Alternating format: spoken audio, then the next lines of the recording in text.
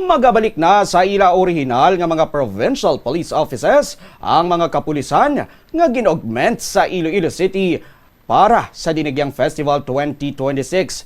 Ini kasunod sa ginpatigayon nga closing and awarding ceremony subong nga aga. Sunod kay Police Regional Officer 6 Director Police Brigadier General Josefino Ligan, hatagan sang 2-day break ang mga pulis agud nga makapahuway man ang mga ini antes magbalik liwat sa duty.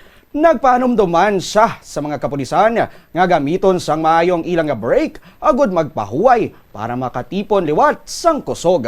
Dugang pa ni Police Brigadier General Ligan, ini bilang pagpasalamat man sang mga kapulisan sa ila serbisyo nga ginhatag sa syudad sa tion sang Dinagyang Festival. Rason nga nangin matawhay kag naging madinalag-on ang nasambit nga aktibidad. Para sa kanila, I'll be giving them a 2-day break. Yeah, 2-day break para makapagpahinga din. Sa dami ng pulis, kaya tayo nagpapasalamat. Kukunti ang krimen, walang major incident, and na-achieve natin yung commander's intent na there is no major incident or significant incident na nangyari.